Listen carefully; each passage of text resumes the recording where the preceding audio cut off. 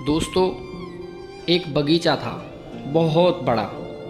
उस बगीचे में एक बहुत ही सुंदर सा एक पेड़ था। उस पेड़ के ऊपर 4-5 कौवे बैठे थे और काँव काँव चिल्ला रहे थे। थोड़ी देर के बाद में क्या देखते हैं कि मौसम बहुत ही ज़्यादा ख़राब होने लगता है और ऐसे लगता है कि जैसे बारिश होने वाली हो और कुछ शाम का भी वक्त था।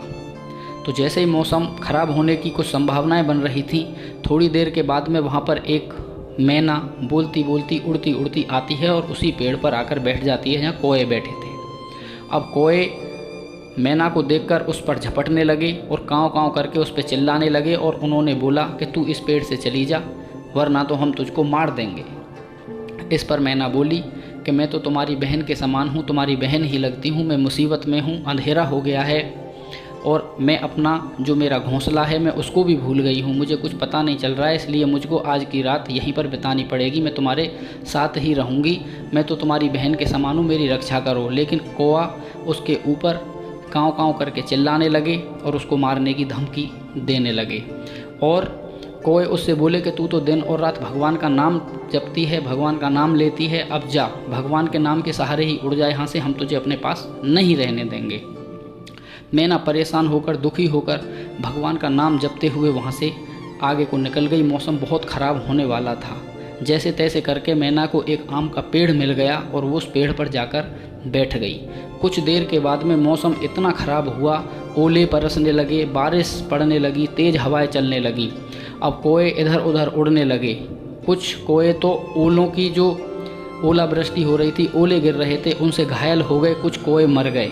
जिस तरीके से ओले पड़ते हैं तो कौवों के सर में और उनके पंखों में लग रहे थे, कौवे घायल हो गए और कुछ कौवे मर गए। इसी तरीके से वहाँ का जो माहौल था वो बहुत बुरी तरीके से बदल गया। अब वहाँ जो मैना बैठी थी, मैना क्या देखती है कि आंधी जो चल रही थी बहुत तेज़, वहाँ से एक पेड़ की बहुत मोटी एक टहनी टूट कर गिर जाती है जो ज़मीन में धंस जाती है। वहाँ एक बहुत बड़ा सा छेद हो जाता है, एक होल बन जाता है। तो मैना उसको देखती है, वो फटाफट जाकर उस छेद में पेड़ के सहारे जो उसकी टहनी टूट कर गिर गई थी, जो एक तना टूट कर गिर गया था, वहाँ एक गड्ढा हो गया था और मैना उस गड्ढे में घुस जाती है और ऊपर से जो तना टूट गया था वो उसकी रक्षा करता है, उसकी हिफाजत करता है। एक भी बूंद और ओला मैना के ऊपर नहीं गिरा। इसी तरीके की भयंकर रात ख़त्म हो जाती है। मैना वहाँ से उड़ चलती है और भगवान का शुक्रिया अदा करती है कि भगवान तुम्हारी वजह से ही मेरी जान बची। वो उड़ते उड़ते अब वहीं पर आ जाती है जहाँ पर कौवे थे। अब वो क्या देखती है, वहाँ पर कुछ ही कौवे जिंदा बचे, कुछ मर गए।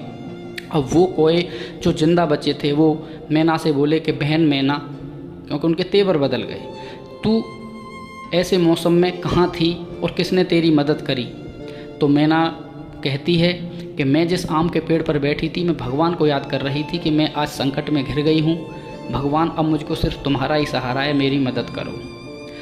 तो फिर कुछ देर के बाद में एक पेड़ का तना टूटकर ज़मीन में गिर जाता है, वो ज़मीन में धंस जाता है, वहाँ एक बिल बन जाता है। मैं पूरी रात उसमें बैठी और भगवान ने मेरी रक्षा की, मेरी हिफाजत की और मैं बच गई, मुझे कुछ भी चोट नहीं लगी। कौवों की समझ में आ गया था कि भगवान ने मैना की मदद की है, क्योंकि मैना बहुत ज़्यादा दुखी थी और ऐसे दुखों के पल में जब मैना हमसे सहायता मांग रही थी तो हमने इसको दुत्कार दिया और हमने भगवान को भी बुरा भला कहा, इसलिए हमारे कुछ साथी भी मारे गए। दोस्तों, भगवान हर जगह होता है, भगवान हर जगह है, कण कण में है भगवान। और भगवान को जो सच्ची श्रद्धा से और सच्ची लगन से और आत्मा से जो भगवान को पुकारता है, भगवान उसकी हर परिस्थिति में मदद करते हैं। चाहे हम सफलता के लिए भगवान को याद करें, चाहे हम ऊंचाइयों को छूने के लिए भगवान को याद करें, चाहे अपने लिए अच्छे दिन लाने के लिए भगवान को याद करें, भगवान को जब हम सच्चे मन से याद करते हैं तो भगवान हमारी मदद अवश्य करते हैं। दोस्तों, भगवान की बिना कृपा के इंसान कुछ भी नहीं कर सकता। अगर हम अपनी इस जुबान से भगवान का नाम लेंगे तो हमारे सारे दुख और दर्द अवश्य ही दूर हो जाएंगे। अगर आज की स्टोरी आपको अच्छी लगी हो तो वीडियो को लाइक कर देना। आप सभी के लिए बहुत बहुत धन्यवाद। जय हिंद, जय भारत, वंदे मातरम।